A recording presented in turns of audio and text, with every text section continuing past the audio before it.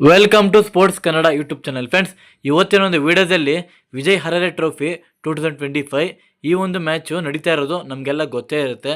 ಹಾಗೆ ಇವತ್ತು quarter finals 4 Karnataka versus Baroda ತಂಡ ಆಡಿದ್ದಾರೆ. ಹಾಗೆ ಈ ಒಂದು ಕ್ವಾರ್ಟರ್ ಫೈನಲ್ಸ್ ಪಂದ್ಯ ಆಗಲೇ ಮುಗ್ದಿದೆ ಕೂಡ.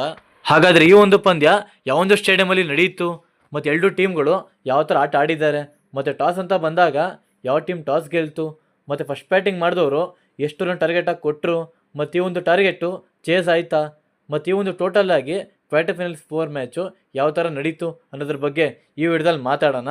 ಅದಕ್ಕಿಂತ ಮುಂಚೆ ಒಂದೇ ಒಂದು ರಿಕ್ವೆಸ್ಟು, ಈ ವಿಡಿಯೋ ನೋಡ್ತಿರೋ ಎಲ್ಲರೂ ಕೂಡ ನನ್ನೊಂದು ಚಾನಲ್ನ ಸಬ್ಸ್ಕ್ರೈಬ್ ಮಾಡಿ, ಲೈಕ್ ಮಾಡಿ, ಬೆಲ್ ಕ್ಲಿಕ್ ಮಾಡಿ, ಆಲ್ ಅನ್ನೋದನ್ನ ಸೆಲೆಕ್ಟ್ ಮಾಡ್ಕೊಳ್ಳಿ.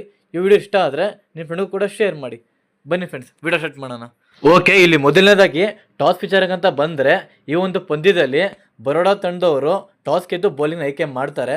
ಹೌದು, ಕರ್ನಾಟಕ ಟೀಮ್ನ ಕಡಿಮೆ ಮೊತ್ತಕ್ಕೆ ಆಲ್ಔಟ್ ಮಾಡಿ ಚೇಸ್ ಮಾಡೋಂಥ ಪ್ಲ್ಯಾನ್ ಮಾಡ್ಕೊಂಡಿದ್ರು ಕೃಣಾಲ್ ಪಾಂಡ್ಯ ಅವ್ರ ಪಡೆ. ಹಾಗೆ ಅವರ ಒಂದು ಪ್ಲ್ಯಾನ್ ಪ್ರಕಾರನೇ ಟಾಸ್ನ ಗೆದ್ದು ಬೌಲಿಂಗ್ ಆಯ್ಕೆ ಮಾಡ್ತಾರೆ ಬರೋಡಾ ಟೀಮ್ ಅವರು. ಮತ್ತು ನೆಕ್ಸ್ಟು ಎರಡು ಟೀಮ್ನ ಸ್ಟಾರ್ಟಿಂಗ್ 11 ಅಂತ ಬಂದಾಗ ನೀವು ಇಲ್ಲಿ ನೋಡ್ತಿರ್ಬೋದು. ಮೊದಲನೇದಾಗಿ ನಮ್ಮ ಕರ್ನಾಟಕ ತಂಡ ಅಂತ ಬಂದಾಗ ಮಯಾಂಕ್ ಅಗರ್ವಾಲ್ ಅವರು ಕ್ಯಾಪ್ಟನ್ ಆಗಿ, ಮತ್ತು ದೇವದತ್ ಪಡಿಕ್ಕಲ್, ಆನೀಶ್ ಕೆವಿ, ಸಂಬ್ರನ್ ರವಿಚಂದ್ರನ್, ಕೃಷ್ಣನ್ ಶ್ರೀಜಿತ್, ಅಭಿನವ್ ಮನೋಹರ್, ಹರ್ದಿಕ್ ರಾಜ್, ಶ್ರೇಯಸ್ ಗೋಪಾಲ್, ಅಭಿಲಾಷ್ ಶೆಟ್ಟಿ, ವಾಸುಕಿ ಕೌಶಿಕ್, ಪ್ರಸಿದ್ಧ್ ಕೃಷ್ಣ. ಒಂಥರ ಬೆಂಕಿ ಟೀಮ್ ಅಂತಲೇ ಹೇಳ್ಬೋದು ನಮ್ಮ ಕರ್ನಾಟಕ ಟೀಮು. ಈ ಒಂದು ವಿಜಯ್ ಹರರೆ ಟ್ರೋಫಿಲಿ ಸಖತ್ತಾಗಿ ಆಡಿದ್ದಾರೆ ಎಲ್ಲ ಒಂದು ಮ್ಯಾಚ್ಗಳು ಕೂಡ. ಹಾಗೆ ನೆಕ್ಸ್ಟು ಬರೋಡಾ ಟೀಮ್ನ ಸ್ಟಾರ್ಟಿಂಗ್ 11 ಅಂತ ಬಂದಾಗ ನೀವಿಲ್ಲಿ ನೋಡ್ತಿರ್ಬೋದು.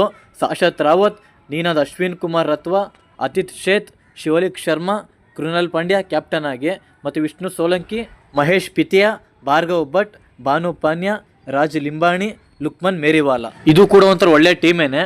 ಕೃಣಾಲ್ ಪಾಂಡ್ಯ ಅವರ ಕ್ಯಾಪ್ಟನ್ಸಿಲಿ ಈ ಒಂದು ತಂಡ ಇಲ್ಲಿ ಗಂಟ ಬಂದಿದ್ದಾರೆ. ಮತ್ತು ಈ ಒಂದು ಟೀಮಲ್ಲಿ ಮೇಯ್ನಾಗಿ ಹಾರ್ದಿಕ್ ಪಾಂಡ್ಯ ಅವರ ಹೆಸರು ಮಿಸ್ ಆಗಿದೆ. ಅದು ಯಾಕಪ್ಪ ಅಂದರೆ ಅವರೊಂದು ಪರ್ಸನಲ್ ರೀಸನಿಂದ ಈ ಒಂದು ವಿಜಯ್ ಹರರೆ ಟ್ರೋಫಿನ ಮಿಸ್ ಮಾಡ್ಕೊಂಡಿದ್ದಾರೆ ಹಾರ್ದಿಕ್ ಪಾಂಡ್ಯ ಅವರು. ಹಾಗೆ ಅವರಿಲ್ಲ ಅಂದರೂ ಕೂಡ ಈ ಒಂದು ಎಲ್ಲ ಪಂದ್ಯಗಳನ್ನ ಚೆನ್ನಾಗಿ ಆಡ್ಕೊಂಡು ಬಂದಿದ್ದಾರೆ ಬರೋಡಾ ಟೀಮು. ಮತ್ತು ನೆಕ್ಸ್ಟ್ ಈಗ ಮ್ಯಾಚ್ ವಿಚಾರಕ್ಕಂತ ಬಂದರೆ ಟಾಸ್ ಹೊತ್ತು ಫಸ್ಟ್ ಬ್ಯಾಟಿಂಗ್ ಮಾಡಿದಂಥ ಕರ್ನಾಟಕ ಟೀಮು ಒಂಥರ ಬೆಂಕಿ ಬ್ಯಾಟಿಂಗೇ ಮಾಡಿದ್ದಾರೆ ಸ್ಟಾರ್ಟಿಂಗಲ್ಲಿ.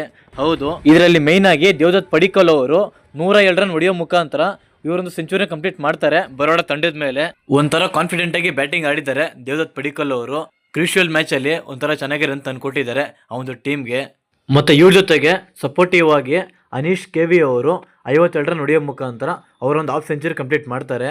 ಹೌದು, ಇವರು ಕೂಡ ಒಂಥರ ಮಸ್ತಲ್ಲೇ ಬ್ಯಾಟಿಂಗ್ ಆಡ್ತಾರೆ ಈ ಒಂದು ಮ್ಯಾಚಲ್ಲಿ. ಮತ್ತು ಇವರಿಬ್ಬರು ಬಿಟ್ಟರೆ ಬೇರೆ ಯಾವ ಪ್ಲೇಯರಿಂದನೂ ಕೂಡ ಒಂದೊಳ್ಳೆ ರನ್ ಬರಲ್ಲ ಈ ಒಂದು ಮ್ಯಾಚಲ್ಲಿ. ಹೌದು, ಇದರಲ್ಲಿ ಸ್ಮರಣ್ ರವಿಚಂದ್ರನ್ ಅವರು 28 ರನ್ ಹೊಡಿತಾರೆ. ಹಾಗೆ ಇವ್ರ ಜೊತೆಗೆ ಕೃಷ್ಣ ಶ್ರೀಜಿತ್ ಅವರು 28 ರನ್ ಹೊಡಿತಾರೆ ಅಷ್ಟೇ. ಹಾಗೆ ಇಷ್ಟು ಬಿಟ್ಟರೆ ಬೇರೆ ಯಾವೊಂದು ಪ್ಲೇಯರಿಂದನೂ ಕೂಡ ಒಂದೊಳ್ಳೆ ಬ್ಯಾಟಿಂಗ್ ಬರಲ್ಲ.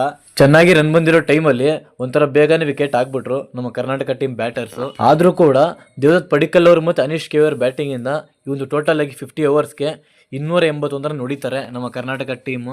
ಹೌದು, ಒಂದು ತಕ್ಕಮಟ್ಟಿಗೆ ಪರವಾಗಿಲ್ಲ, 281 ರನ್ನು ಡಿಫೆಂಡ್ ಮಾಡ್ಕೊಬೋದು. ಇದರಲ್ಲಿ ಮೇಯ್ನಾಗಿ ನಾನು ಅಂದ್ಕೊಂಡಿದ್ದು 300+ ಬರುತ್ತೆ ಅಂತ ಅಂದ್ಕೊಂಡಿದ್ದೆ, ಆದರೆ ಅದು ಮಿಸ್ ಆಗಿ 280ಗೆ ಸ್ಟಾಪ್ ಆಗಿದೆ.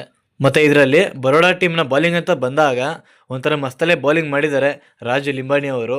ಈ ಒಂದು ಮ್ಯಾಚಲ್ಲಿ 3 ವಿಕೆಟ್ ತೆಗೆಯೋ ಮುಖಾಂತರ ಒಂಥರ ಮಸ್ತಲ್ಲೇ ಬಾಲಿಂಗ್ ಮಾಡಿದರು. ಹಾಗೆ ಇವ್ರ ಬಗ್ಗೆ ತುಂಬ ಜನಕ್ಕೆ ಗೊತ್ತಿರುತ್ತೆ. ನಮ್ಮ ಇಂಡಿಯಾ ಅಂಡರ್-19 ವರ್ಲ್ಡ್ ಕಪ್ ಆಡಿದರು ಈ ವರ್ಷ, ಅಲ್ಲೂ ಕೂಡ ಒಂಥರ ಮಸ್ತಲ್ಲೇ ಬಾಲಿಂಗ್ ಮಾಡಿದರು ನಮ್ಮ ಇಂಡಿಯಾ ತಂಡದ ಪರವಾಗಿ. ಅದೇ ಥರ ಇಲ್ಲೂ ಕೂಡ ಬಾಲಿಂಗ್ ಮಾಡಿದ್ದಾರೆ ಈ ಒಂದು ವಿಜಯ್ ಹರರೆ ಟ್ರೋಫಿಯಲ್ಲಿ.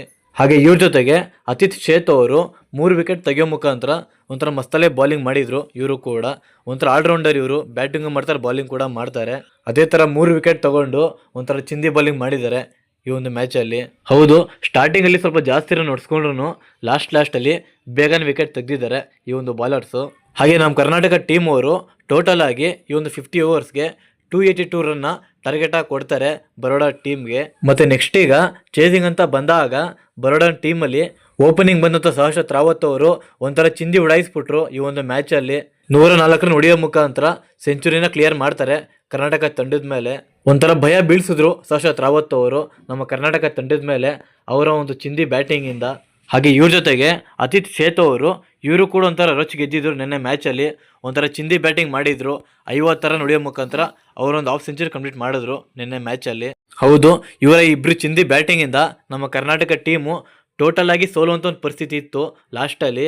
ನಾನಂತೂ ಈ ಮ್ಯಾಚ್ ಹೋಯ್ತು ಬಿಡುಗರು ಅಷ್ಟೇ ಅನ್ಕೊಂಡೆ, ಆದರೆ ಇಲ್ಲಿ ಕೊನೆ ಟೈಮಲ್ಲಿ ಗೇಮ್ ಉಲ್ಟಾಗಿದೆ ಅಂತ ಹೇಳ್ಬೋದು.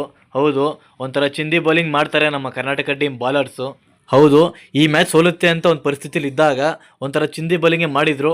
ಶ್ರೇಯಸ್ ಗೋಪಾಲ್ ಅವರು, ಅಭಿಲಾಷ್ ಶೆಟ್ಟಿ ಅವರು, ವಾಸುಕಿ ಕೌಶಿಕ್ ಅವರು ಮತ್ತು ಪ್ರಸಿದ್ಧ ಕೃಷ್ಣ ಅವರು 4 ಜನನೂ ಕೂಡ ತಲೆ 2 ವಿಕೆಟ್ ತಗೋತಾರೆ ಈ ಒಂದು ಮ್ಯಾಚಲ್ಲಿ. ಹಾಗೆ ಒಂಥರ ಬೆಂಕಿ ಬೌಲಿಂಗ್ ಮಾಡಿ ನಮ್ಮ ಕರ್ನಾಟಕ ಟೀಮ್ನ ಗೆಲ್ಲಿಸ್ಕೊಟ್ಟಿದ್ದಾರೆ ನಮ್ಮ ಬಾಲರ್ಸ್ ಇವತ್ತು. ಹಾಗೆ ಈ ಒಂದು ಮ್ಯಾಚ್ನ 5 ರನ್ಗಳಿಂದ ಗೆದ್ದು ಡೈರೆಕ್ಟಾಗಿ ಸೆಮಿಫೈನಲ್ಸ್ಗೆ ಎಂಟ್ರಿ ಕೊಟ್ಟಿದ್ದಾರೆ ನಮ್ಮ ಕರ್ನಾಟಕ ಟೀಮು. ಮತ್ತು ಕಾದು ನೋಡಬೇಕು ನಮ್ಮ ಕರ್ನಾಟಕ ಟೀಮು ನೆಕ್ಸ್ಟ್ ಬರುವಂತಹ ಸೆಮಿಫೈನಲ್ಸ್ ಮ್ಯಾಚಲ್ಲಿ ಯಾವ ಥರ ಆಡಿ ಗೆಲ್ತಾರೆ ಅಂತ. ಮತ್ತು ಈ ಒಂದು ಮ್ಯಾಚು ನಮ್ಮ ಕರ್ನಾಟಕ ತಂಡ ಗೆದ್ದಿರೋದ್ರ ಬಗ್ಗೆ ನಿಮ್ಗೆ ಅನಿಸುತ್ತೆ ಅದನ್ನು ಕಮೆಂಟ್ ಬಾಕ್ಸ್ ಮುಖಾಂತರ ತಿಳಿಸಿ. ಇಷ್ಟು ಹೇಳ್ತಾ ಈ ವಿಡಿಯೋನ ಮುಗಿಸ್ತಾ ಇದ್ದೀನಿ. ಮುಂದಿನ ವಿಡಿಯೋದಲ್ಲಿ ಸಿಗೋವರೆಗೂ ಬಾಯ್.